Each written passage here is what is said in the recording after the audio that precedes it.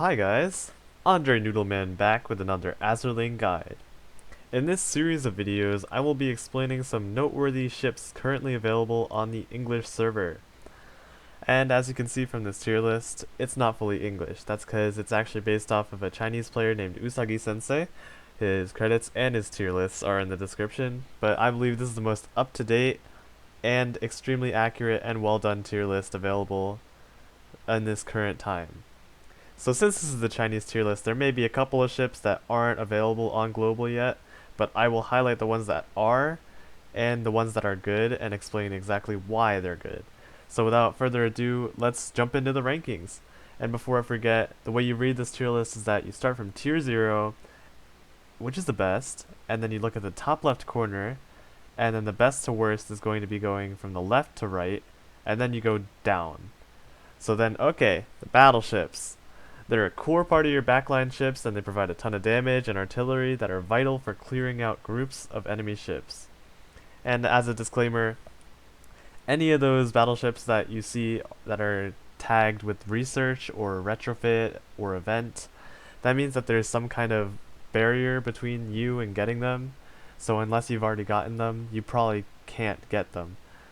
Unless they do a rerun of the event, or if they add them to the permanent build pool, then you'll be able to build them. So as you can see here, Friedrich and the rest of her PR ships, Monarch, Georgia, Gascon, they dominate the tier 0. That's because they are PR ships or priority ships, and they are a special type of ship that you need to research for and gather a ton of blueprints, which will take you months. And only once you figure out how to go and max out and get a ton of blueprints for them, that's when their amazingness and their awesomeness is going to start showing. But if you don't get enough of that, A, you won't even get the ship yet, or B, they're just not going to be good enough to go and use in your actual fleet. Now, along with that, you see Warspite is up there. That's because her retrofit during a 7-day event, which has already passed, makes her super good because she shoots a super damaging sniper shot kind of thing, where it shoots out 2 bullets and then it hurts people a lot. So this will allow her to pick off targets in PvP and decimate anything that it hits in PvE. She is just a great ship, but the problem is, if you don't have that retrofit item, you cannot complete her retrofit, and you cannot unlock that skill. Moving on, we've got Nagato up there too. She was from a past event as well, and I am so happy that I got her. Her barrage is insane. It's ridiculous. It wipes the whole screen out.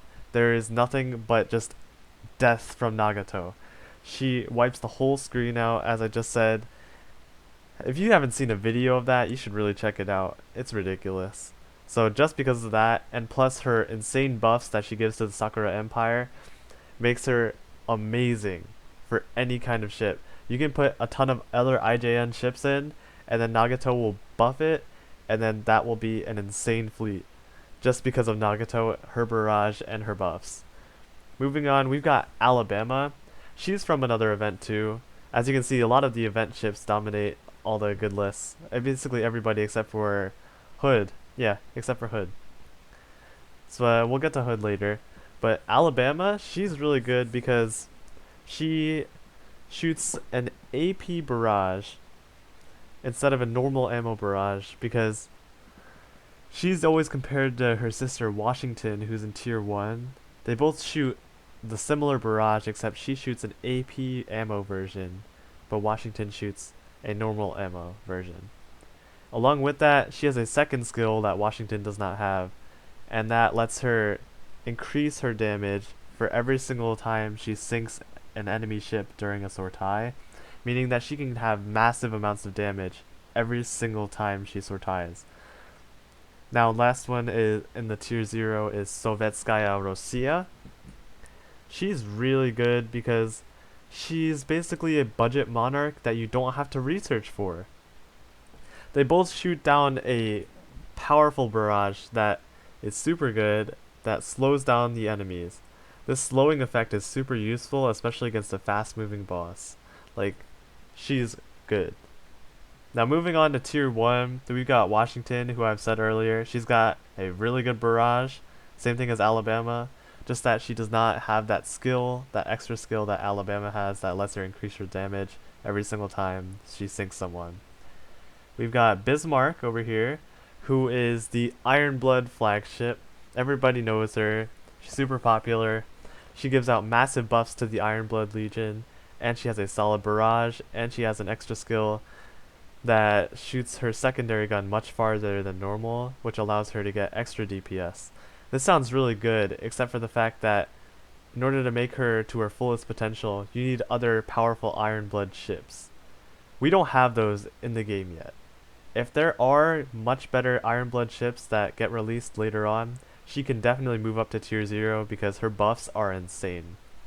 Now we've got King George V over here.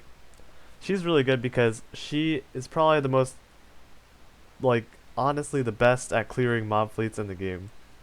One of her skills greatly increases the damage of a normally bad gun, and it shoots it in the first 10 seconds of battle. Now you combine that with a barrage that shoots every 20 seconds, and then you've got something going off every 10 seconds, always raining down artillery on these bad ships. So honestly, she's just super good at what she does. Littorio, she's another barrage ship, but her barrage just isn't good enough to go and move her any higher on the list. She gets a mini tiny like purple shields, that's pretty cool. Now Jean Bart is insane. I love Jean Bart so much because she does massive amounts of damage. She's a boss killer. Her skill lets her do double the damage if you shoot regularly, like without autoing it, and then it's a massive spike in damage. She does so much damage. I don't know how to emphasize this more. She can do 16,000 damage in one shot. It's bonkers. I don't think she's higher on the tier list just because she doesn't provide any extra buffs to anybody else. But other than that, Jean Bart is my go-to girl when I want to go and clear out bosses or sirens and just one-shot them. Like, they're done. Amagi is right there because she's got a solid barrage. She's super versatile, and she gives extra evasion and less burn chance. She's just super solid, solid waifu, solid ship. Moving on, we got Duke of York. Duke of York is also good because she shoots a slowing barrage, except that slowing barrage only targets the farthest enemy away, and it doesn't really do that much damage compared to the other ships, so that's why she's down in the bottom of tier 1. Hood is probably the person that everybody else compares this to during the tier list. She's available from the start of the game, you can always build her in the gacha, and she shoots a very solid barrage and gives extra reload to your team. Honestly, if you're starting out, go and try and pull for Hood. She's always there for you, and she's always going to be good. Hyuuga is a hidden gem because she provides some extra buffs to any other battleships, while also being a really fairly good statted individual ship by herself. So then you can just add her to any kind of fleet, and she will perform exceptionally well. Now, I'm not going to cover the tier 2, tier 3, and tier 4 ships, but I will briefly go over any people that I think are noteworthy. I think that in tier 2, Genga, the person that you just gotten in the last Russian event, is really good because if you have her gun, she shoots nice amounts of damage, and especially good for a purple ship that's not even retrofitted. In tier 3, I think noteworthy ships are Rodney and Nelson, along with Maryland and all these other people, just because, well, not really, just Rodney, Nelson, and Maryland, because they have their Lucky 7 ability or something like that shoots a really nice barrage. The problem is that chance of happening is so low that you just can't rely on them to actively shoot their barrage every single time their skill procs because of that low chance. Now the same thing here is for tier 4 Erebus and Terror.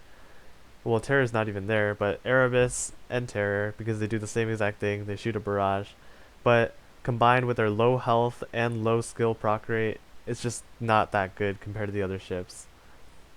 Now with that, I think that'll wrap up the battleship tier list right now. This is currently the March to April kind of tier list in 2020. Of course, this might change a little bit as the years go on, or as the months go on. Every single time the tier lists change and fluctuate a little bit. But this should give you a baseline overview of why you should be using some good ships and why some other ships might not be as good. So if you have any other questions on some ships that I haven't covered in this video, you can always leave a comment. Feel free to. I'll always comment back to you. As you can see from that hard mode maps thing, I respond to every single comment that ever comes to me. I will gladly answer your questions, and I will tell you whether or not that person that you want to build is good or bad.